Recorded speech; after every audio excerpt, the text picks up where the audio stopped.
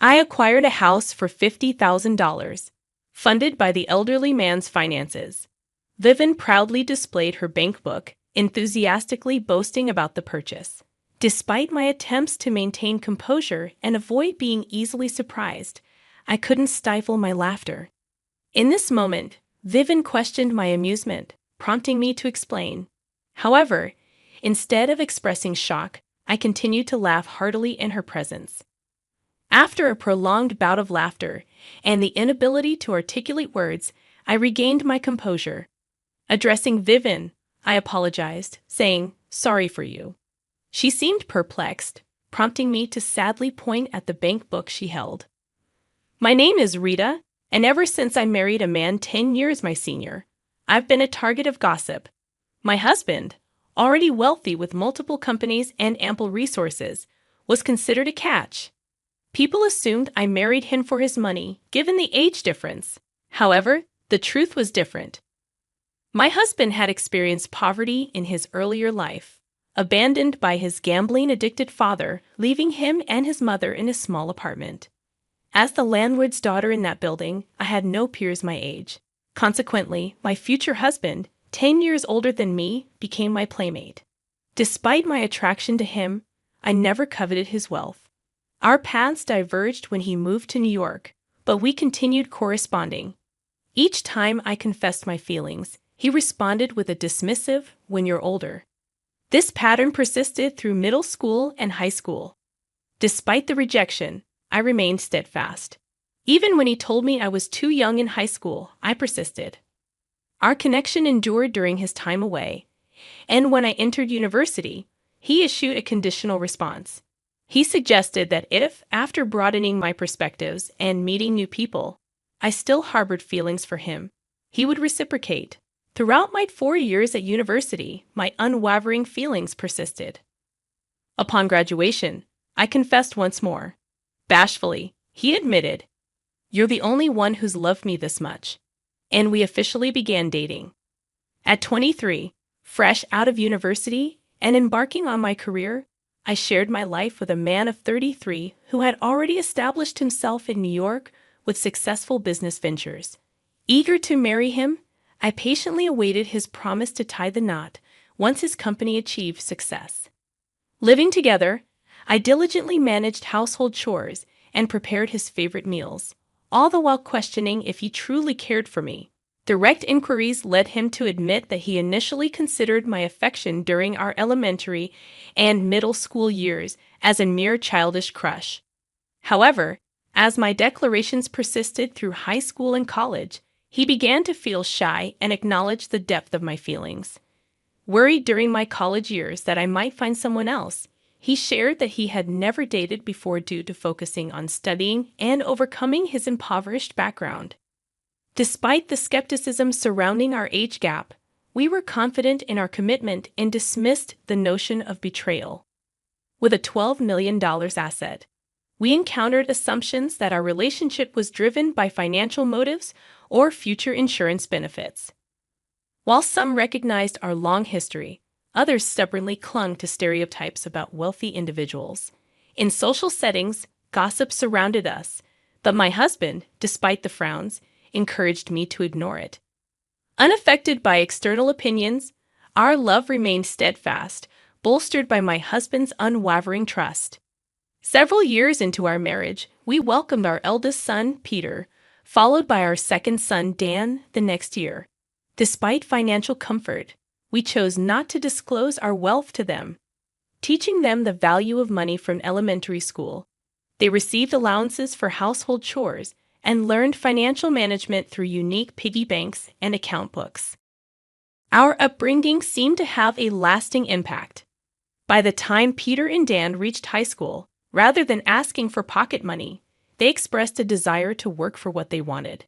Peter secured a job at a cafe, while Dan found employment at a bookstore. Their mutual respect for each other's interests filled me with anticipation for their futures, a sentiment echoed by my husband. He remarked, "I'm excited to see what kind of women they'll end up with." I responded, acknowledging the evolving nature of relationships in contemporary times, whether it be someone of the same gender or choosing a single life. Sharing a laugh, my husband and I agreed that as long as our sons were happy, that's what truly mattered. Our aspirations were simple. We wanted our two sons to find happiness in whatever path they chose. Little did we anticipate that our eldest son's choice of a life partner would prompt us to exclaim, "You're marrying her?" One day, Peter approached us during a family dinner after he and Dan had graduated from university, started working, and moved out. In a celebratory atmosphere, he shared, "I want to introduce a woman to you, Mom and Dad. I've been dating her, and I'm thinking of marrying her in the future." Rita, my husband, and Dan responded with excitement, expressing their eagerness to meet her. Peter brought the woman, Vivian, to our house, and her first reaction was a wide-eyed admiration of our home. "Wow, what a fantastic house! This is what a wealthy family's home looks like. Someday, I'll be living in this house too. How wonderful!" she exclaimed while gazing around. Peter watched her with a fond smile. As we greeted them, Vivian introduced herself as a model, though she used a stage name. She asked if we knew her, and I admitted that I occasionally looked at magazines but never paid much attention to the models, leading to a candid no from me. Vivian nodded in understanding, and then, to my surprise, remarked, "I guess you might be younger than my father-in-law, but you're still quite old. So you probably don't read the kind of magazines I appear in, huh?" I was taken aback, questioning if I had just been insulted. The idea of being mocked by my future daughter-in-law at our first meeting seemed unimaginable. However, considering I don't often read magazines featuring models around her age, her comment might have been accurate. I reassured myself that she likely didn't mean any harm. Trying to shift the conversation, I asked about Vivian and Peter's relationship. She inquired if we had an arranged marriage due to the 10-year age gap, to which I clarified that we didn't. She then shared that she and Peter were in a love marriage, prompting her curiosity about how we managed to stay together for so long. Her probing continued, questioning if our marriage was unwanted and how we navigated the age difference. I couldn't help but think of the irony, considering the length of time I had harbored a crush on my husband before our marriage. However, I emphasized that comparing the length of our romances was pointless, highlighting that we too had a love marriage. In disbelief, Vivian responded, "Really? No way. Are you sure you're not just pretending for the money?" The topic of money arose, reminiscent of those who accused me of marrying my husband for his wealth. Hearing this, Peter finally interjected, stating, "My parents really had a love marriage. You can tell by the way they are together." Vivian ceased her inquiries with a dismissive ha. When Peter escorted Vivian home, both my husband and Dan were left stunned and appalled by her shocking remarks. The question lingered in their minds, is my brother really going to marry that kind of woman? Concerned about his brother's choice, Dan, holding his head, wondered aloud about the abundance of nice women available for Peter. I comforted him, suggesting that Peter might be covering for her and addressing her behavior privately. Despite their complex expressions, my husband and Dan seemed to agree with my assessment. Our family decided to celebrate the impending marriage of Peter and Vivian. However, even after the marriage was settled, Vivian made a demand, insisting that the groom's family give a gift of $10,000 per person. Peter, however, silenced her by stating that the standard amount was sufficient. This calmed Vivian down, but her agitation revealed that Peter needed to maintain a firm hand to build a stable home. Choosing not to worry about their household dynamics, my husband Dan and I allowed time to pass. Eventually, my husband passed away due to illness and aging. Surprisingly, those who had once speculated that I married him for his wealth came to see me as a devoted wife. People who had the chance to speak with my husband knew that he had cleared up any misunderstandings about our relationship. At the funeral, no one cast suspicious glances my way. However, one person stood out with eyes shining with excitement: Vivian, Peter's wife. She maintained silence during the funeral, but shortly after, she visited our house, proudly displaying a bank book. With a smirk, she announced, "I've always been stopped by Peter, but this time he agreed with my plan. It's the end for you now." Confused by her cryptic words, I had no idea what she meant by the end. With that bank book, she proceeded to boast about buying a house for $500,000 with the old man's money, a reference to my deceased husband. Watching Vivian show off the bank book, I couldn't help but burst into laughter, realizing the significant mistake she had made based on her own words in that very bank book. Despite my attempts to remain calm and composed since my husband's death, I couldn't contain my laughter. When questioned about my laughter, I refrained from giving Vivian the satisfaction of a defeated response. Instead, I continued laughing in front of her, not allowing her the reaction she anticipated. After a while, I managed to stop laughing and said, "Sorry for you, huh?" She seemed puzzled, prompting me to suddenly point at the bank book in her hand, saying, "Look at the name carefully." Her confusion deepened as she inspected the bank book, and suddenly she exclaimed, "Wait, this is Peter's bank book." Witnessing her realization, I burst into laughter again. It wasn't my intention to mock her, but the memory of her boasting with Peter's bank book, falsely claiming to spend my husband's money. I couldn't help but burst into laughter. Ha ha! The first character of Peter's name and my husband Paul's name are the same, right? So ha ha ha, you got it mixed up, I chuckled. Vivian, flustered, pleaded, "Hey, wait, don't laugh at me." I seriously thought it was my father-in-law's bank book, but I even took his ID. I borrowed it after the funeral from where? From a black bag everyone carries to a funeral. Hi ha ha, I continued laughing, holding my stomach. As it turned out, the bag from which she took the bank book belonged to her own husband, Peter. She had mistakenly believed it to be my deceased husband's bank book. But I bought a house for $500,000 with it. Do you have $500,000 to borrow a house? Would you pass the mortgage screening? She stammered. Well, that Peter was with me, so I had him do it, I replied, finding the situation increasingly hilarious. Vivian had discovered the bank book in her husband Peter's bag and must have suggested buying a house with the account holder Peter.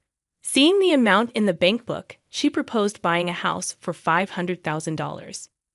Since Peter and Vivian were living in an apartment, Peter might have thought it was time to buy a house.